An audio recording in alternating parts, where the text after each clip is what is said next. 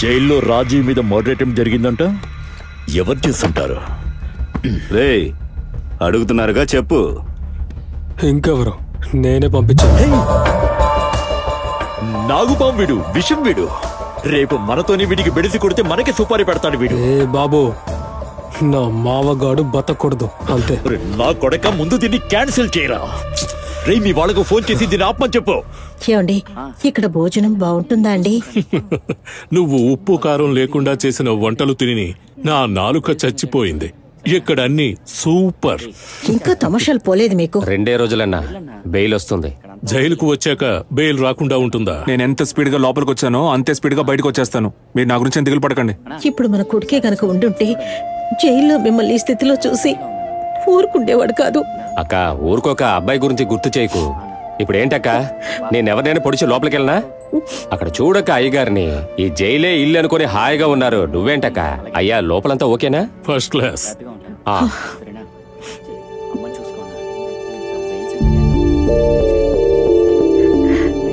ఏమండి, మన సూర్య పెరిగి పెద్దవాడయ్యుంటే అచ్చం అబ్బాయిలాగే ఉండేవాడు కదూ?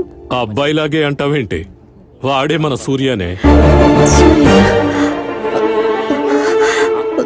ఏ సూర్య, రారా ఇలాగా. అయ్యా, తమాషా చేయొద్దయ్యా. నిజంగా మన సూర్యనా? నన్ను వజ్రముని అని పిలిచేవాళ్ళు ఇక్కడ ఎవరున్నారా? వాడేరా సూర్య.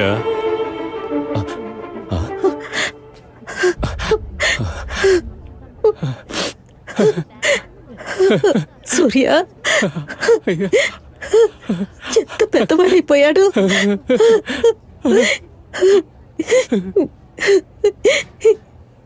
సూర్య, ఎన్ని సంవత్సరాలు ఎక్కడికి వెళ్ళిపోయావురా? మేమెవ్వరము నీకు గుర్తుకు రాలేదా? ఏడవకురా.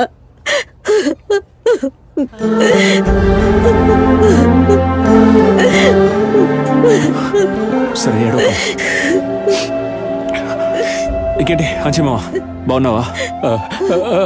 ఉన్నాను. నువ్వెందుకు లోపల ఉన్నావు? అయ్యా, వజ్రమునికి బెయిల్ దొరకలేదా? లేదు, అరెస్ట్ అయిన రోజు హత్య జరిగింది. సాక్ష్యం లేనందువల్ల బెయిల్ ఇవ్వనంటున్నారు. 2 రోజుల్లో బెయిల్ వస్తుంది. అయ్యా, అడగండి ఎందుకు లోపల ఉన్నాడో. కుక్కకున్న తోకని వంకర తీయడం కష్టం. వాడిని అలా జైల్లోనే ఉండిపోనివరా, ఇక్కడే ఉండనివరా. అరే మీరు ఊరుకోండయ్యా.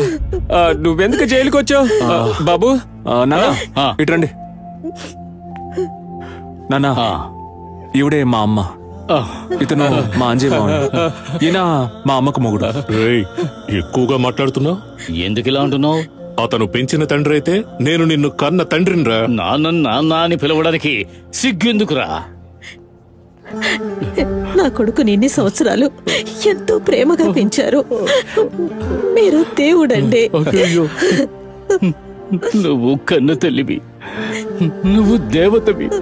బంగారం లాంటి బిడ్డను కన్నా. సామే, బంగారం సరే, మా అబ్బాయి జైలుకి ఎందుకు వచ్చాడు?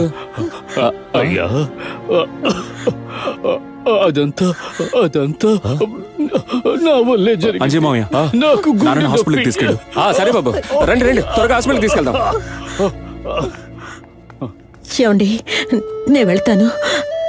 సూర్య, నాన్నని జాగ్రత్తగా చూసుకో నాన్న. వీడేంటే నన్ను జాగ్రత్తగా చూసుకునేది? ఇది జైలే, అందరికీ ఒకటే. ఒకేలాంటి సాంబారు, ఒకేలాంటి కుర్మా, ఒకేలాంటి మజ్జిగ, ఒకేలాంటి అన్నం.